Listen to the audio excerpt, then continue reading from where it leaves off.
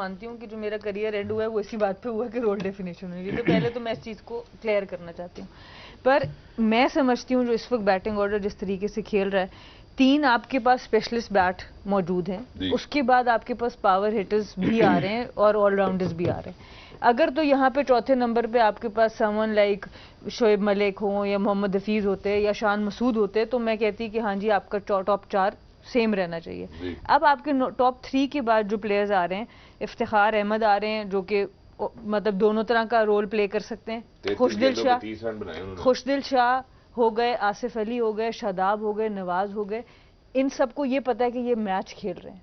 Role definition में जरूरी है कि उनको पता है। इफ्तिखार ने आज मारने की कोशिश नहीं की, आज उनकी इनिंग्स यही थी कि रिजवान आउट हुआ तो वो लंबा लेके जाएंगे, जो भी बंदा आएगा वो आके एक्सेलरेट करेगा।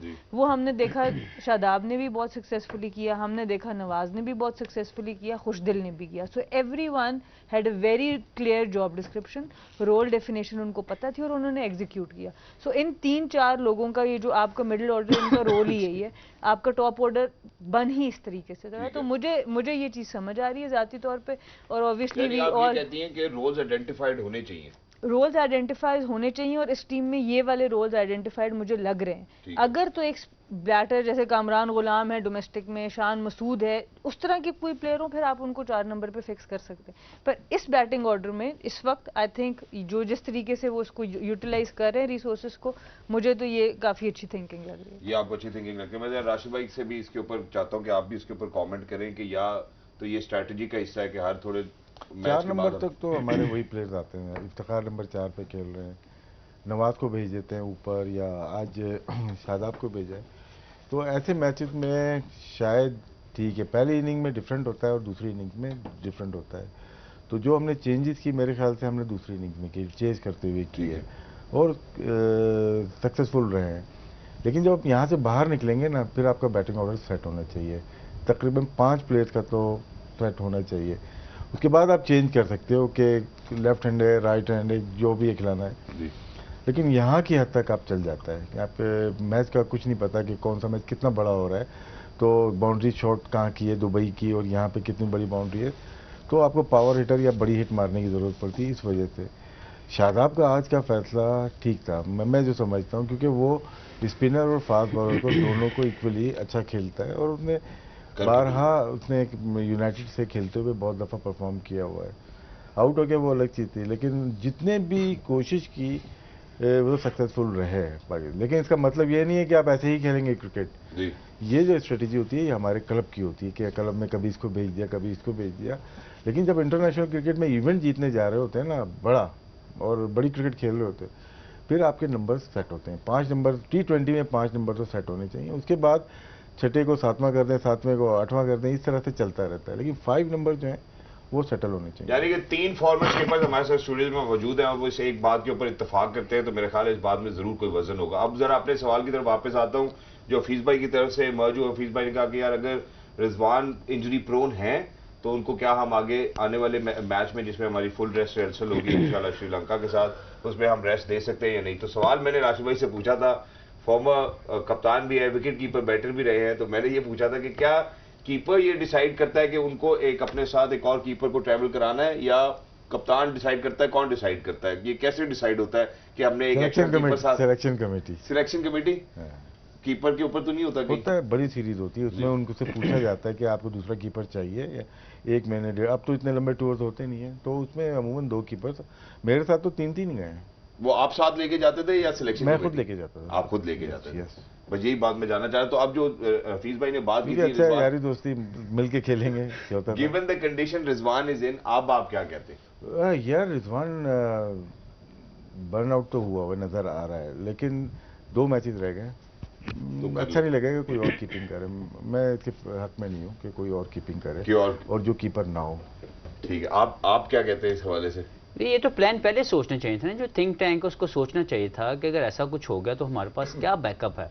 अब इस वक्त जो रिजवान नज़र आ रहा है, मुझे डर है कि वो ना हो कि उसकी ये इंजरी इतनी एग्रीवेट कर जाए, इतनी हद तक वो ख़राब हो जाए कि ना उसके रीहैब करने में भी उसको कई वीक लग जाए। बिल्कुल। तो ये एक इशू कंसर्न है मेरे दिमाग में कि अगर रिजवान ने फाइनल खेलना है और हम फाइनल में पहुंच चुके हैं, तो अगला मैच उसको नहीं खिलाना चाहिए। उसको 2-3 दिन 4 दिन का अगर रेस्ट मिल सकता है उसकी बॉडी को, उसके उस नी के इशू को, उसकी ट्रीटमेंट लेके रिलैक्स करके जो भी उसकी चीज़ें आप रिकवरी के लिए कर सकते हैं, ताकि वो फाइनल खेल लें। और फिर ज़रूर डिसाइड करें कि रिजवान को इस हालत में अगर आप खिलाते जाएंगे तो आप एक बहुत बड़ी ज्यादती करेंगे उस प्लेयर के साथ भी और पाकिस्तान के सिस्टम के साथ। बिल्कुल नहीं, इसके लिए लेकिन रिजवान को नहीं कोई कंसर्न शो करना चाहिए? जैसे बड़ा अफसोस होता है उनको देख के, आइस पैक लेके बैठे हुए बेचारे। और नहीं देखें, कमिटमेंट शो करना और इन सारी चीज़ों के बावजूद क्रिकेट खेलना टीम के लिए बहुत अच्छी बात है, लेकिन सोचना ये है कि क्या हम अपने प्लेयर को एक ऐसे जोन में ले जाएंगे जहाँ पे वो कई महीनों के लिए इंजर्ड हो जाए, या हमने उसकी राइट टाइम पे उसको वापस ला के उसका रीहैब करवाना है ताकि वो फुली फिट खेले। डिसाइड तो थिंक टैंक ने करना ना, वो को वाटर टैंक तो है नहीं जो बैठे हुए, वो थिंक टैंक है। उन्होंने सोचना है कि यार हमने करना क्या है, टीम के बाकी प्लेयर जो यहाँ पे बैठे हुए हैं वो भी इसी मौके का इंतजार कर रहे हैं। कोई बुरा प्लेयर नहीं है, आप उसको मौका देंगे तो वो प्लेयर बनेगा ना। अब वाटर टैंक इसलिए कह रहे हैं कि ज्यादातर वाटर टैंक कराची में खाली होते हैं, क्या वजह क्या है? आपने वाटर टैंक ही थिंक टैंक को नहीं, मैं तो बात करूँ ना कि वो थिंक टैंक है, उन्होंने सोचना है, इसीलिए उनको ये जॉब दी गई है। उनकी जॉब के अंदर ही उनकी रोल है कि उन्होंने सोचना है कि टीम को कहाँ लेके जाना है, किस तरीके से तमाम बेस्ट यूटिलाइजेशन करनी है प्लेयर की। तो अगर आपके पास अगर आप एक ही प्लेयर को खिलाते जाओगे तो ये भी ठीक नहीं है कि वो भी बर्न आउट हो जाए और जो उसके पीछे वाले जो इंतजार कर रहे हैं वो इंतजार में बुढ़े हो जाएं। बिल्कुल। तो आपको देखना है कि आपको किस तरीके से मैनेज करना है। Right balance. मैं सना की तरफ भी बढ़ना चाहता हूँ। सना, एक तो मैं ये चाहता हूँ इस हवाले से भी आप जरूर हमें बताएं, और जो अफगानिस्तान ने आज 2 चेंजेस किए थे, आपको लगता है कि वो चेंजेस ना होते तो शायद the game would have been different? देखिए, आई थिंक पहली तो बात है, ये पहले दिन से मेरा कंसर्न है, जब से स्क्वाड्स आए थे उसी वक्त से मैं ये बात की थी कि सिर्फ पाकिस्तान एक ऐसी टीम है जिसके पास 1 विकेट कीपर है, बाकी टीम्स के पास 4-4 विकेट कीपर्स भी हैं कुछ टीम्स के अंदर। तो ये एक बहुत ही अजीब सी चीज़ मुझे नज़र आई, ख़ास तौर पे ये जानते हुए कि आपके जो कीपर हैं वो 20 ओवर्स ऑलमोस्ट बैटिंग भी करने की सलाहियत रखते हैं और करते भी हैं। तो इस वक्त किसी और कीपर को ना ट्रैवल कराना ये मेरी समझ से बाहर है। और फिर इतने इंपॉर्टेंट टूर्नामेंट्स आ रहे हैं, अगर आप इस तरह का कोई एक्सपोजर उस सेकंड विकेट कीपर को नहीं दे रहे तो फिर एकदम से उस बड़े इवेंट में भी उसके लिए भी प्रॉब्लम होगी। तो ये कंसर्न तो शुरू से है। जहाँ तक चेंजेस की बात है, आई थिंक जो उनके बॉलर थे फरीद अहमद, वो बड़ी अच्छी चेंज थी, बहुत अच्छी उन्होंने बॉलिंग कराई। और अजमतुल्लाह जो हैं उनकी बॉलिंग बस ठीक रही। आई थिंक उन्होंने अभी फिर एक ही ओवर के लिए यूज़ होते हैं, पहले मैच में भी एक ही ओवर के लिए यूज़ हुए, बीच के भी मैचेस में 1 ओवर के लिए यूज़ हुए। लेकिन मैं फिर यही बात करूंगी कि करीम जन्नत के जो ऑप्शन है उनके पास कोई ना कोई और बेहतर ऑलराउंडर या स्पिनर, इवन कोई भी इससे बेहतर अपॉर्चुनिटी होती है, उससे बैटिंग ऑर्डर भी इनका बेहतर हो सकता था। जैसे राशिद भाई ने बात की लेफ्ट हैंड बैटर, उसको खिला लेते। ये यहाँ पे जो 19 बॉल 15 रन है, ये 19 बॉलों पे अगर 25 रन होते या 30 रन होते तो मैच का या डिफरेंट हो सकता है, या फिर आप सीधा इवन नजीब को ऊपर भेज देते तो शायद वो इन 30 बॉलों को बहुत डिफरेंटली यूज करते जो उन्होंने की हैं। तो आई थिंक ये गलती हुई। विकेट कीपर की आपने बात की, एशिया कप में नहीं ले गए, ठीक है ना, गलती तो हुई है, लेकिन इससे पहले इन्होंने ट्राई किया है। हारिस को अगेंस्ट वेस्ट इंडीज एक खेले और हॉलैंड में भी खेले, सरफराज भी खेले, एक मैच खेले, आजम को भी टीम में रखा था। तो ट्राई कर रहे हैं, लेकिन एक आध फॉर्मेट में जैसे दूसरे ममालिक करते हैं, इंडिया और इंग्लैंड ज़्यादातर करते हैं और ऑस्ट्रेलिया भी कर रहा है कि कुछ एक आध सीरीज एलेक्स कैरी छोड़ देते हैं तो दूसरा विकेट कीपर आके कीपिंग कर रहा होता है। इसी तरह इंग्लैंड में भी टेस्ट मैचेस में बटलर कर रहा था, वो हट गए क्योंकि अब मेन स्ट्रीम में आ गए, कैप्टन हो गए। इसी तरह इंडिया में कभी ईशान किशन आ जाते हैं, तो कभी ऋषभ पंत होते हैं और कभी दिनेश कार्तिक होते हैं। तो आप ट्राई ज़रूर कर सकते हो, कभी कीपिंग कराएं कभी बैटिंग कराएं। तो इस तरह से आप रोटेट करेंगे तो आपका जो विकेट कीपर जो रेडी नहीं है वो रेडी हो जाएगा। बिल्कुल ठीक बात की। और एक और बात जो हमने कहने थे इससे पहले, ब्रेक पे जाने से पहले, वो ये थी कि पहले 6 ओवर्स में पाकिस्तान जिस तरह से खेलता है तो उस हवाले से अल्हम्दुलिल्लाह लकी इनफ राशिद भाई ने हमें अभी दस्तयाब करा दी है। जी जरा प्लीज हम देख सकते हैं ऑन स्क्रीन। मैं अपने तीनों फॉर्मर स्किपर से रिक्वेस्ट करूंगा कि क्या हमें इसी तरीके से आगे चलना है या इसको चेंज करना पड़ेगा। आइए जी, लेट्स टेक अ लुक। जी, इसमें सबसे आगे इंडिया है और एशिया कप में सबसे पीछे इंडिया है, दोनों बाहर हो गए। और अफगानिस्तान दूसरे नंबर पे, ये भी दोनों बाहर हो गई। पाकिस्तान 120 पे है और फाइनल में पहुंच गई। इसमें यानी कि स्टैट्स के ऊपर बिल्कुल टोटली नहीं डिपेंड होता है, लेकिन ये कि एक फेज नहीं देखा जाता ये 1 to 6 है, फिर 7 to 15 देखें, वो देख लेते हैं हम उसमें क्या है। वो भी देख लेते हैं। और ये जो 120 की हम बात करें, क्या ये 120 इज एक्सेप्टेबल, यही तरीका होना चाहिए, इसको थोड़ा बेहतर होना चाहिए? नहीं, इसके बाद वाला देखेंगे ना कि कितना 7 से आपने 15, कंपन हाँ जी। सेट किया है। ये सर, ठीक है, अब इसके साथ का आपने देख लिया है कि 134 पे हम चले गए, लेकिन अफगानिस्तान 116 पे है जो आज हुआ। जी ठीक है, इनके साथ यही है, एग्जैक्ट यही हुआ है जो इनका स्टैट्स बता रहे हैं। इंडिया और पाकिस्तान दो ऐसी टीम्स हैं जो कि मिडिल ओवर बहुत अच्छा खेलती हैं, जी। स्पिनर पे भी फास्ट बॉलर पे, 137 और 134। हम लास्ट में चले जाते हैं, अफगानिस्तान, पाकिस्तान, इंडिया, ये इक्वली एक ही तरह से खेलते हुए नजर आ रहा है, आपको स्ट्राइक रेट नजर आ रहा है। तो बीच के ओवर जो टीम अच्छा खेलती है तो वो जाहिर सी बात है आखिरी ओवर भी अच्छा खेलेगी। बिल्कुल। तो इस वजह से आप हमारे विकेट कम गिरते हैं इसमें, जो 120 का स्ट्राइक रेट है ना। अफगानिस्तान के अगर विकेट भी हम डालेंगे ना तो बहुत सारी विकेट गिरी होंगी, जैसे 2-2 उनके आउट हो जाते हैं। बिल्कुल और उनका जो रिकॉर्ड है ये ज़्यादातर एसोसिएट मेंबर्स के खिलाफ है। बिल्कुल ऐसा ही है जी। हफीज भाई, देखिए, मैं तो पहले कह चुका हूँ कि जोड़ी नंबर 1 है। आप क्यों उसके बारे में इतनी बातें कर रहे हैं? वो बहुत ही शानदार प्लेयर हैं, पाकिस्तान को बहुत अच्छा परफॉर्म करके दे रहे हैं। अपना चूरन बेचना है तो बेचते रहे, लेकिन होना कुछ नहीं, क्योंकि they are doing a wonderful job for Pakistan cricket. तो हमें उनको सपोर्ट करना है, अपने उन प्लेयरों को जो बहुत ही आला क्रिकेट खेल रहे हैं और दुनिया में नंबर 1 नंबर 2 की स्पॉट पे खड़े हैं।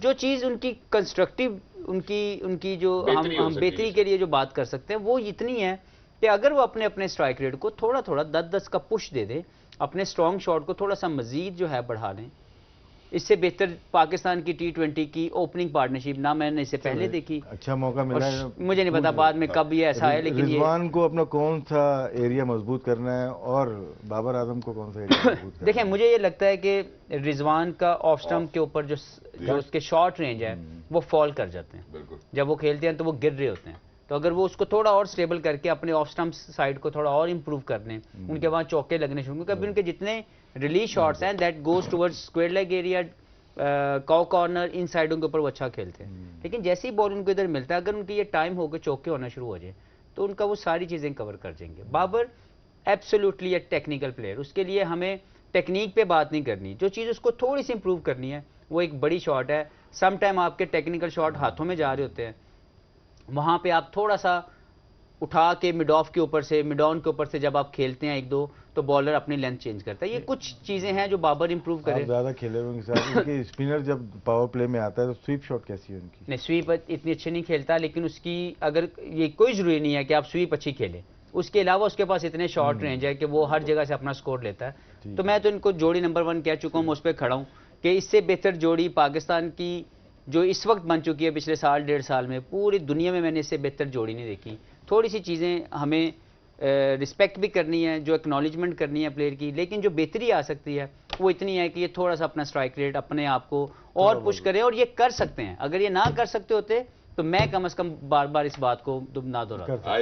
सदके जाइए। हाँ जी जी सना, आपकी तरफ बढ़ते हैं। जो आपने पहले से छठे ओवर तक, छठे के बाद 7वें से 15वें, 15वें से 20वें तक, आई थिंक जहां हफीज भाई ने बात खत्म की है वहीं से शुरू करूंगी कि क्योंकि ये दोनों कर सकते हैं इसीलिए ये बात हम बार बार कर रहे हैं कि थोड़ा सा स्ट्राइक रेट को इम्प्रूव करें। और पाकिस्तान की बैटिंग लाइनअप में और अफगानिस्तान की बैटिंग लाइनअप में बड़ा फर्क है। अगर हम ऊपर से एक विकेट लूज कर भी देते हैं, आपका मिडिल ऑर्डर फिर भी ये रन बीच वाले 7 से 15 ओवर वाले कर जाएगा किसी एक भी बैटर के इर्द गिर्द, चाहे वो रिजवान हो या फखर हो या बाबर हो। तो उसमें इस वजह से हम इन तीनों से कह रहे हैं कि थोड़ा सा अटैक कर दें और बाकियों पे थोड़ा सा ट्रस्ट और ज्यादा कर दें। अभी भी आज सिर्फ एक मैच ऐसा हुआ जिसमें आप पूरी आपकी बैटिंग लाइनअप यूज हुई है, पर उसमें भी ऊपर से अभी भी देर से विकेट गिरी है। तो अगर ऊपर से विकेट गिर जाती है थोड़ा एक्सेलरेट करने में, तो अपने आप पे ये बिलीव हमें रखना होगा कि हमारा मिडिल ऑर्डर भी नीचे तक ले जाएगा। सो इस वजह से आई थिंक हमारा स्ट्राइक रेट इंप्रूव हो सकता है without impacting our middle over strike rate और our end over strike rate, वो बिल्कुल जबरदस्त जा रहा है। बिल्कुल, बड़ी खूबसूरत बात की है। हम एक छोटी सी ब्रेक की तरफ जाना चाहते हैं, और ये जहां हफीज भाई ने कहा कि बड़ी अनमोल जोड़ी ऑब्वियसली नंबर 1 और नंबर 2 की रैंकिंग्स है, तो दोनों जहां पे जिन एरियाज की आपने बात की, अगर एक वीक है तो दूसरा वहां पे तगड़ा है और दूसरा वहां तगड़ा, तो हमारा पहला नंबर जो है वो वहां पे मैं क्या क्रिकेट दी जोड़ी है या कुर्बानी दी जोड़ी ना बनाओ। अनमोल जोड़ी है। Cricket by chance says the gentleman, that's what Naseem Shah did. लेकिन जब हम वापस आएंगे, हम शादाब के हवाले से भी बात करना चाहते हैं और उन दो टीम्स के हवाले से बात करेंगे जो एशिया कप से बाहर हो चुकी है। गेम ऑन है।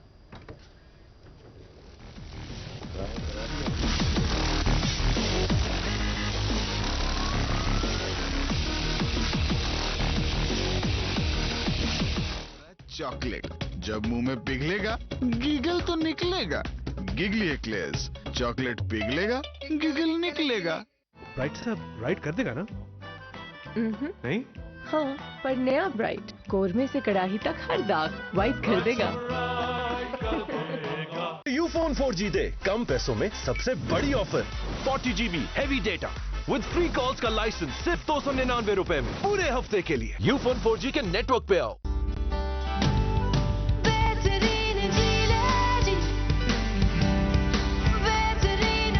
Fruitian, enjoy the good things in life.